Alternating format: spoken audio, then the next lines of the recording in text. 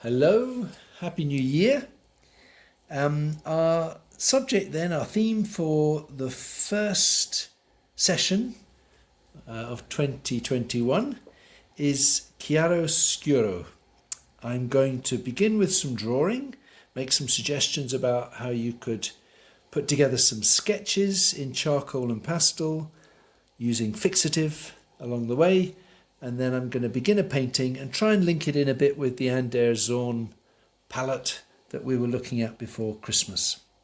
So chiaroscuro is Italian for light and dark, light and shade. But I've always understood it in artistic terms to be a little bit more than that, and that is to say that it means in artistic terms the management of light and shade. And I think the management idea for me is really important because it's referring to not only controlling the light in the light areas, but it's controlling the shadow or the lack of light, and often the lack of detail and the lack of colour in the shadow areas. And I'm going to begin by doing a charcoal rub away drawing, and then I'm going to fix it with hairspray, and then I'm going to apply colour to it.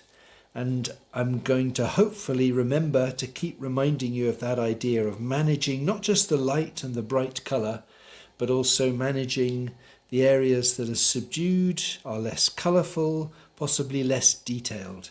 And I think the whole idea of chiaroscuro is really useful from the point of view of artistic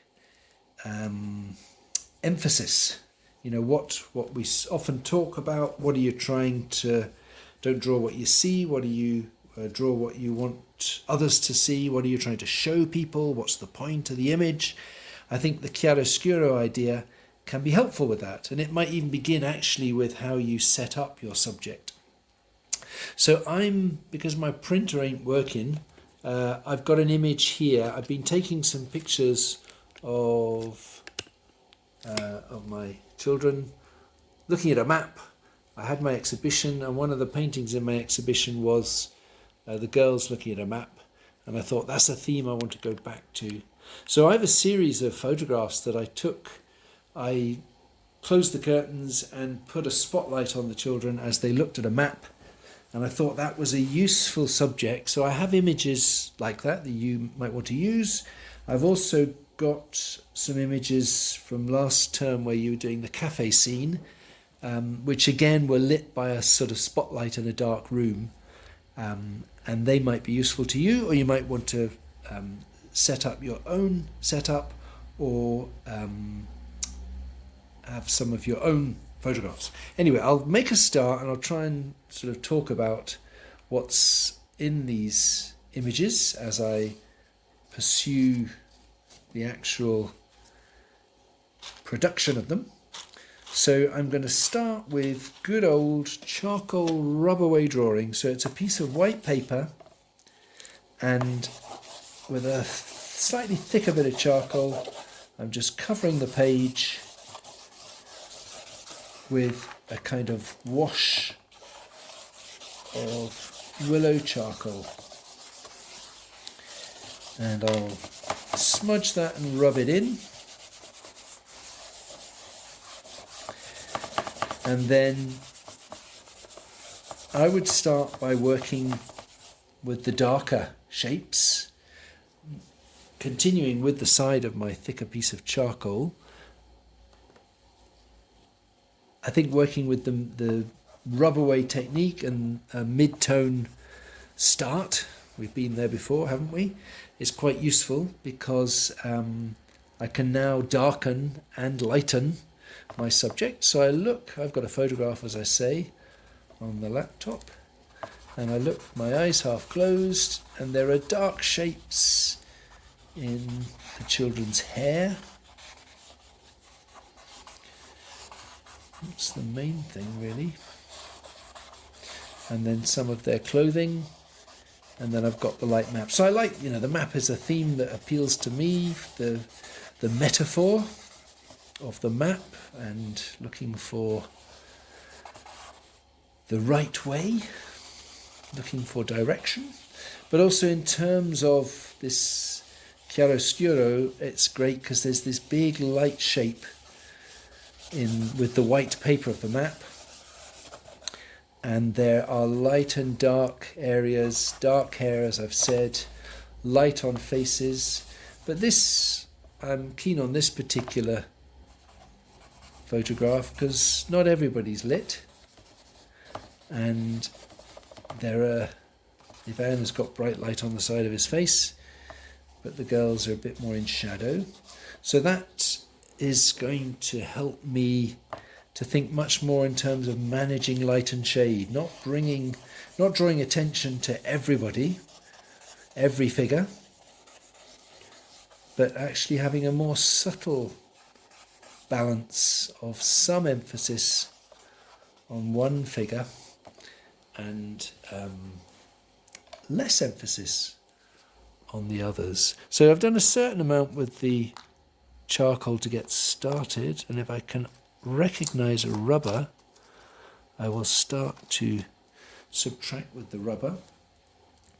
I'm doing this pretty loosely, and I think that's also something that I would recommend you try. So don't, if we're talking about managing light and shade, or we could put that differently, we could talk about managing emphasis, then don't get into detail yet. Manage that. Start with broader, bolder bits of contrast, but created in a fairly loose way. And it may be that if this drama, which chiaroscuro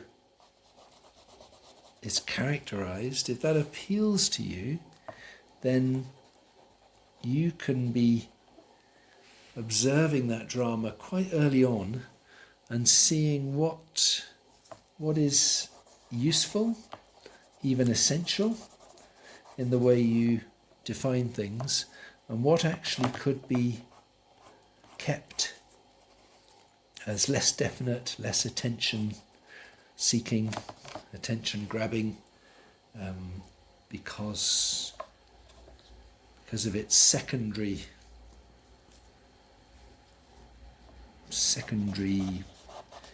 status in the image. So you see that I'm working with charcoal and the eraser, and when I look at my photograph, I'm probably looking with my eyes half closed so that I don't see too much definition.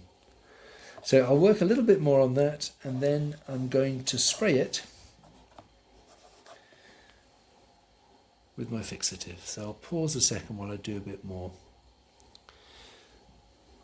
So I'm working on a bit to refine the charcoal stage. I put in some of the background areas. It may be negative shapes in the background. There's a violin on the wall there, which help define some of the figures. As I've said, this figure of Ivan on the right is the most lit, has the most contrast, and the heads, in particular of the girls, are much more subtle, and I want to maintain that difference, that distinction. So I'm doing that partly when I get light off of the figure on the right, then I'm really cleaning back to the white paper. But when I'm working with these more subdued heads, I'm just kind of pushing the charcoal around a little bit. I'm not lifting it off completely. So that was my next stage, to refine this drawing, but still thinking about this business of managing the light and shade, so that some areas are very brightly lit with strong contrasts and other areas have much more subtle light effects. And I don't know why, I think I'll take a bit off the end there. I've been looking at images and sent you some images, notably Caravaggio.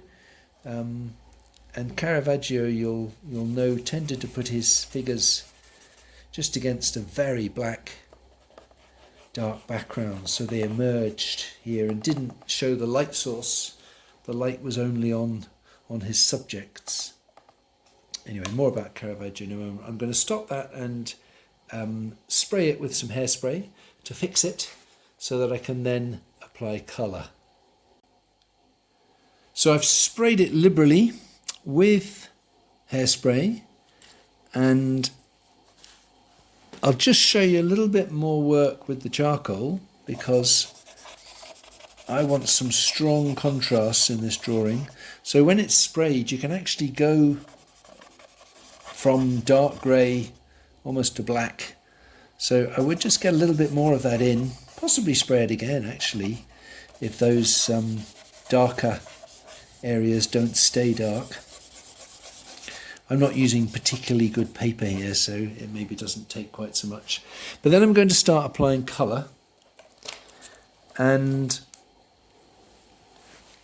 the principle that I can see when I look at someone like Caravaggio or Rembrandt who's working with chiaroscuro is that the light areas are colourful and light, so I might just go straight away and get a little bit of white into some of my map.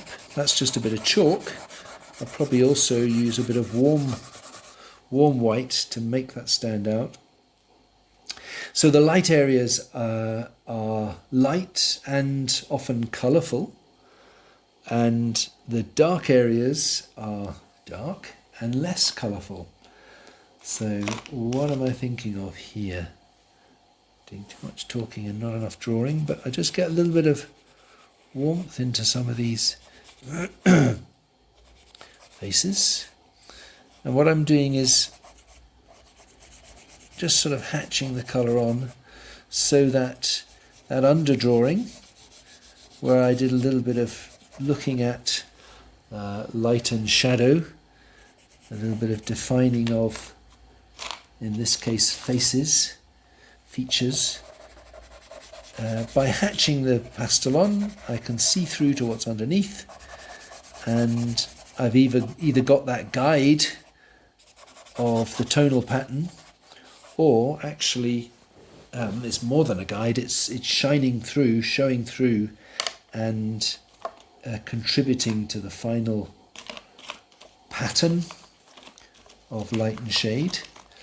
But as I've been saying, I want to get this distinction between much more contrast and attention to the very lit areas.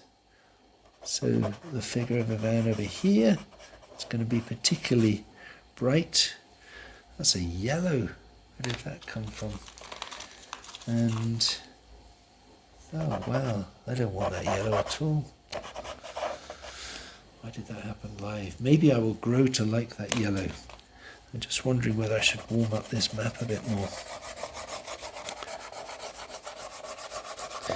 So chiaroscuro, one of the features that I see in some of these images, I sent you with the email some images of Caravaggio, Rembrandt, Georges de la Tour, and I suppose one of the appeals is the mystery, the theatrical quality, and that's what I'm thinking of a bit here with my map subject. That maybe there's a certain mystery, a certain atmosphere to these figures. Looking at the map, we don't know what the map is of, but it could be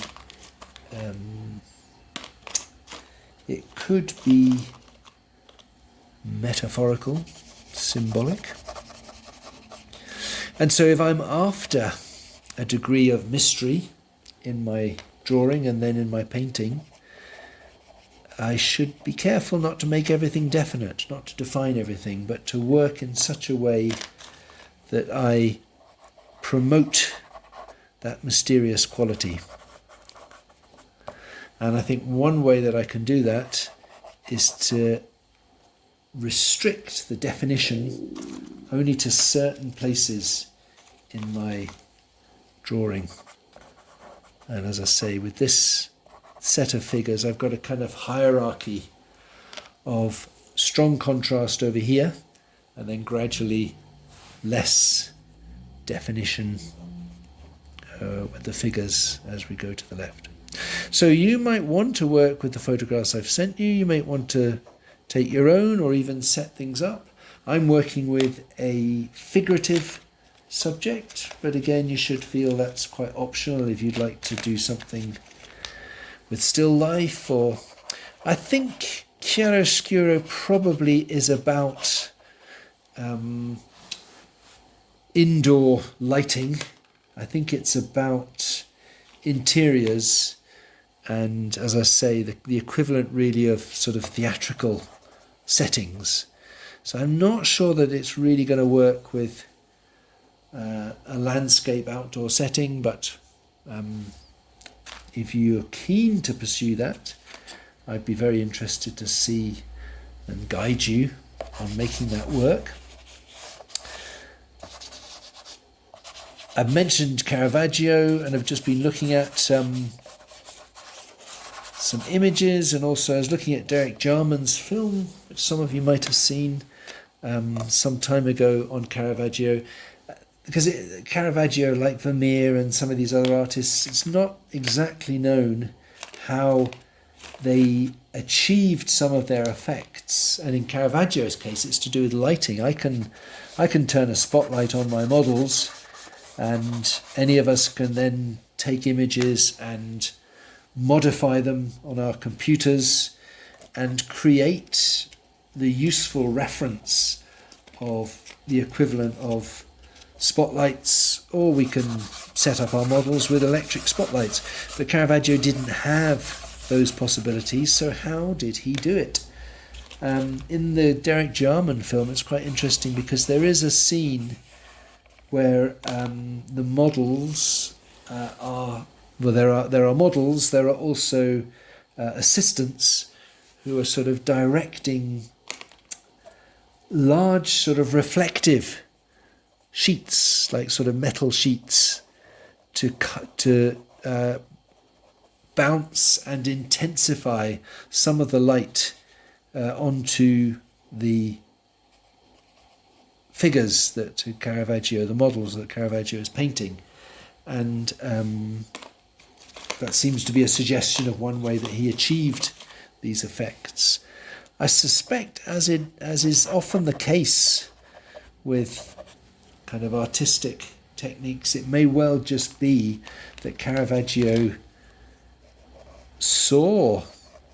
experienced the effect of bright lights, candlelight and so on, and remembered and attempted to recreate those effects, possibly helped by a drawing technique like this, where you can start with everything dark and gradually bring things out, or just knowing what he was after and adapting his technique to create the vision that he sought. So there we go. That's me applying colour. I could spray this again if I want to get more on. Possibly I've got a little bit too colourful over here. Having said all that I said, I mightn't want quite so much colour in these figures on the left. And there's probably something to do about the background, which I wouldn't mind resolving in the drawing before I then go on to paint. And I think part of it for me, I keep losing my colours here, which is why I'm hesitating, but part of it for me is to go from a black and white or a black, grey and white drawing into colour. And as I've said, this charcoal underdrawing can be very helpful, but I think sometimes what I feel I need to do is add a bit of warmth or a bit of colour to some of these charcoal greys. So to my eye, just to get some of that into the background, and maybe some of this could be even a bit greyer rather than the yellow. There might be something I can do with that. Anyway, personally, I would be inclined to play around a little bit with working in pastel to decide, to identify what exactly is the effect I'm after for the painting before getting into paint. Anyway, that's as far as I'll go with that. I'll pause it and I'll set up to paint, and I'm going to paint on a white canvas, and I'm going to begin by covering it with some mid-tone oil paint that I can then begin to darken and lighten. And I'll use mainly the Zorn palette, but my models are wearing blue, so I'm going to use a bit of blue in there as well. So let me pause. So I'm beginning my painting by covering the white canvas with a mid-tone. I'm using the Zorn palette. That's ivory black. Is it ivory black?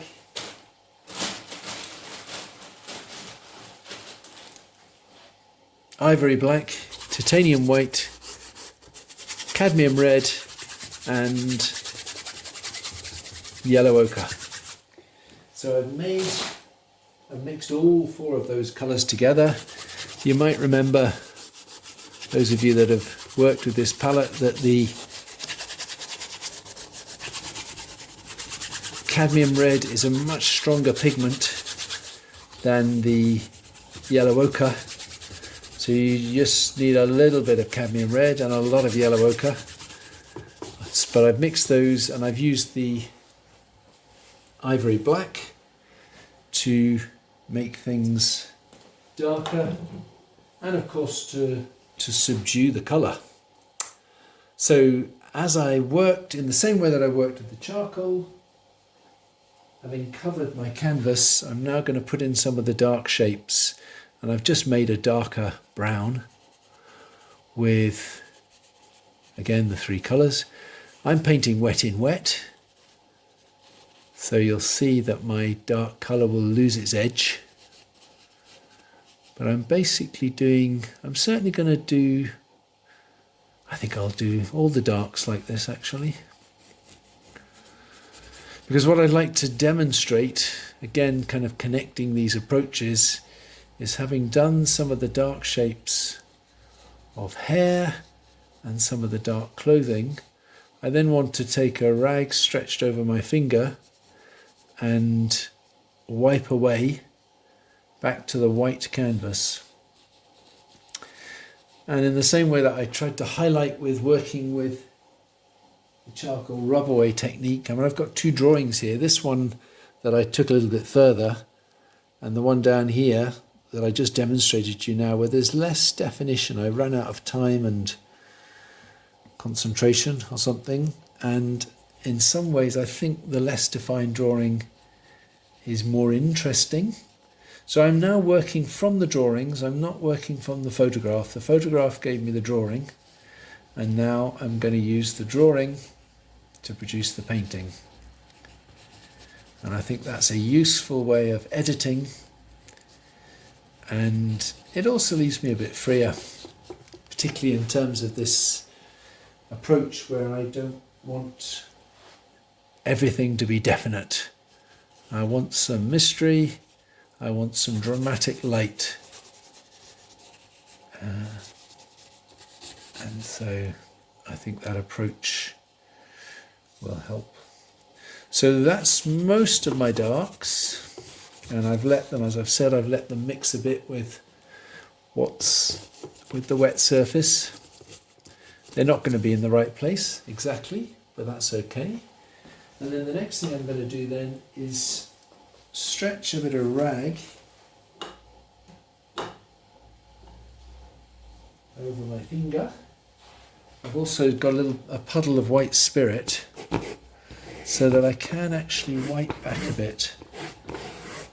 Oh, that's pretty good. I can wipe right back to the white canvas. If my rag gets dirty, then I might need to get a clean bit and even dip it in some more white spirit. But in a way, that's quite nice. It's like the wet in wet approach, where I've wiped here, oh dear, where I start there, to make sure it's well taped down if you're going to be fierce with it, but where I've wiped back with a clean bit of rag and some white spirit, that really gets me back to the white of the canvas. But as I come down here, where it's really going to be a bit darker, I don't get quite so white. So,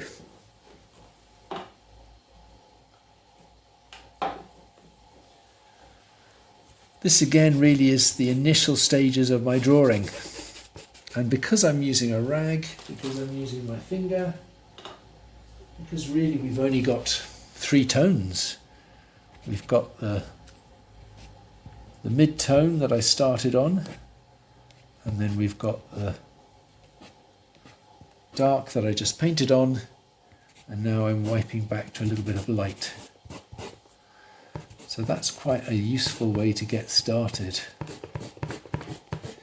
Because if anything's out of balance at this stage,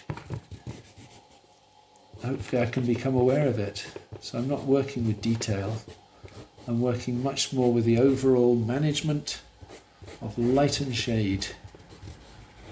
And if I carry on with this wet technique, then actually a lot of my colours, if I'm afraid my colours are too colourful for the shadows and so on, well actually I'm going to be able to mix them with the wet paint on the surface in order to subdue those colours for their, subdue them appropriately for their place in the painting.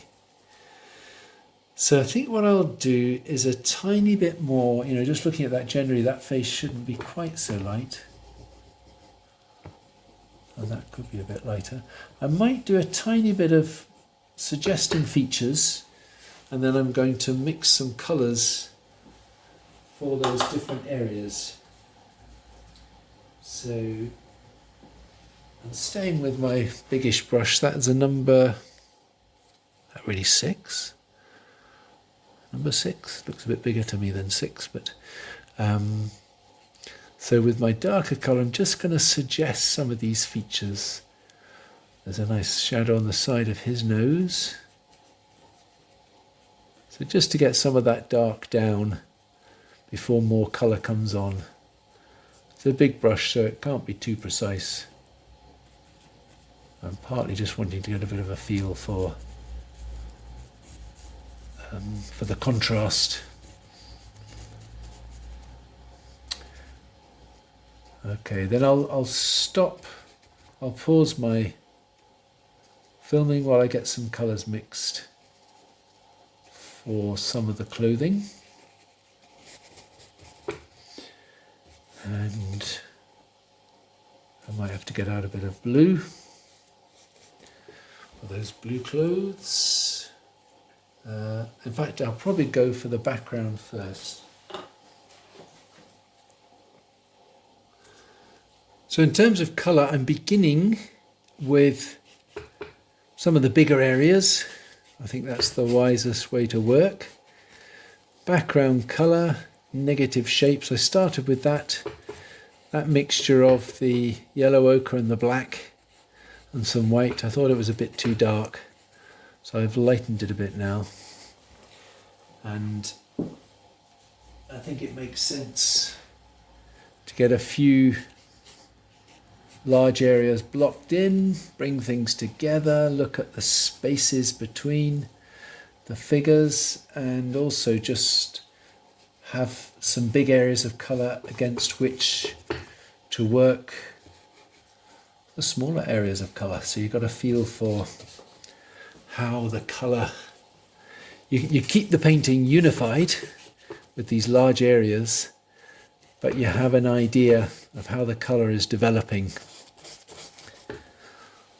So something like that. And maybe because that red of Inez's top is so different, I might get some of that in now. And then I'm going to do the big area of the map as well.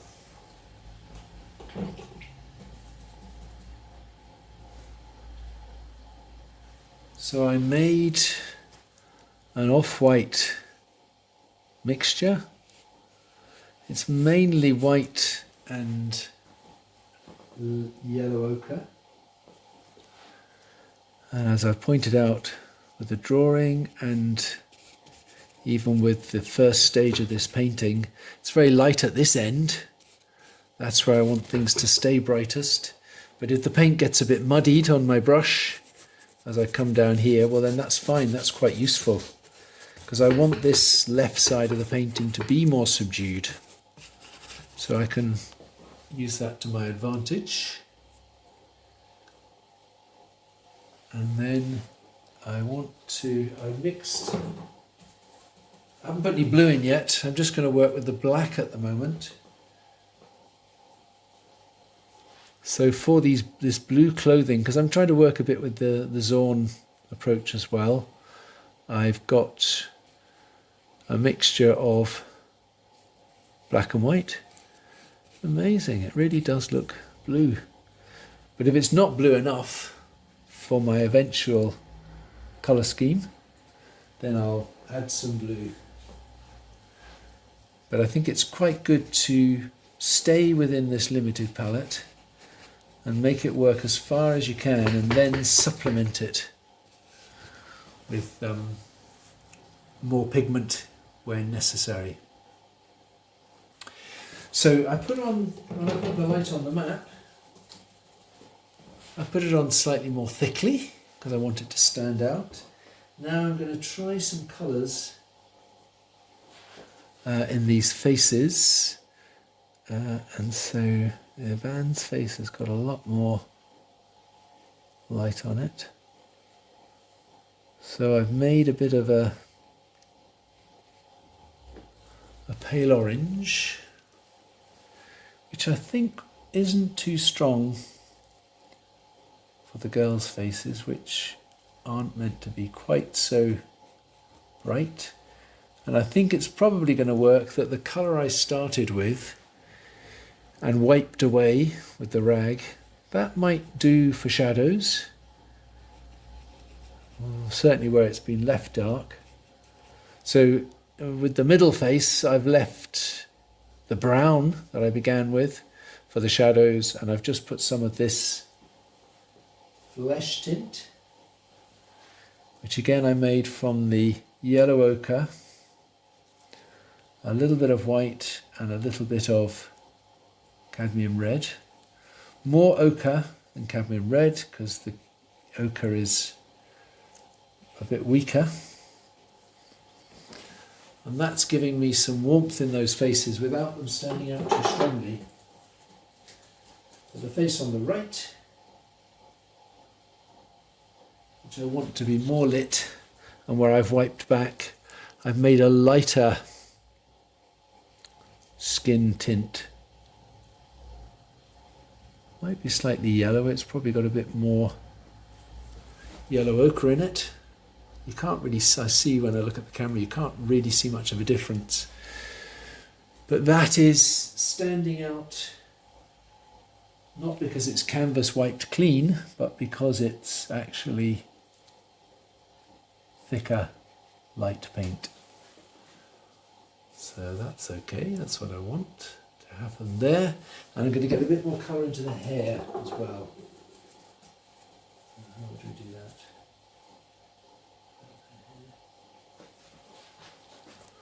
A little bit of light into the hair up here.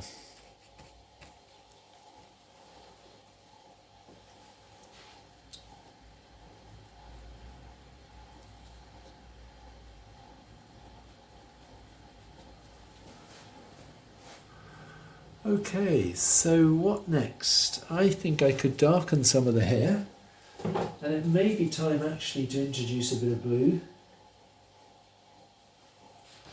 So I've made a darker brown. Some of this hair is almost getting a bit black.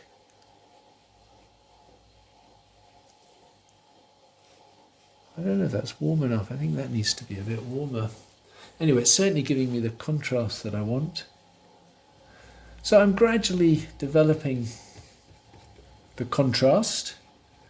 As I've said, in many ways, with quite a similar approach to the way that I tackled the charcoal drawing. At the moment, for this painting to work, I've got to do something about the map. So why don't I just quickly do that? And I'll mix.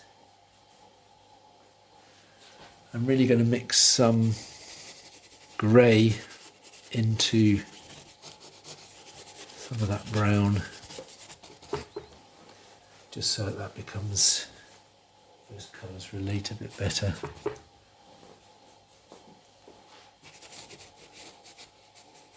And because it's a map, it's actually got, you know, these nice sections to it, and that's something that I should be working with as I develop that. Yeah, that's a little bit better, and it probably would help now to get a bit more light behind them. So there's, you know, pushing and pulling. There's scope, as I've said, to get a bit more colour into the blues. So I'm going to pause again. I'm going to lighten the background a bit in places and get some blue into those bits of clothing. So I've been lightening the background a little bit, changing some of the edges, negative shapes between these figures.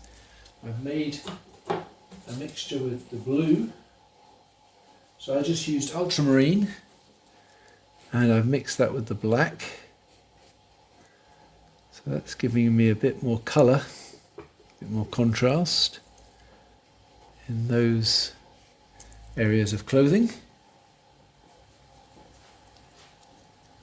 That's, I want to see how that's going to affect the balance. And I've got a lighter blue, again mixed with the black and the white, so it's not, it's been subdued by those colours, but given it's such a limited palette, that will stand out fairly strongly. And then now really my task, I mean, I think that's the basics established, and my task now is a lot to do with refinements. Maybe it would be wise for me to go back to a little bit more drawing, or that is to say darker emphasis. You know, if I'm going to now start to refine these faces, for example, then I might want to get a little bit more light. Actually, I'd start with the dark, sorry. So yeah, so it might be worth going back to some of these features and establishing some of the darker areas, shadows on the face, darker marks in the features, and then putting on some cleaner light areas. But I'm attempting to show you that it's good to get these basics established before getting into finer details, finer bits of emphasis and contrast, because we're trying here to manage light and shade, and that means controlling what stands out, what the emphasis is. So I think I'll stop there. So we're looking at chiaroscuro, managing light and shade, and I've gone from a sort of charcoal rub away drawing which I fixed with fixative, then applied colour, and as I say, I've emphasised the difference really between a slightly more detailed drawing there and a slightly less finished one. And if there's an atmosphere in this one, then I think that's what I should be aiming to bring out as I develop this painting. I should be aware of not wanting to just define everything, but get some sort of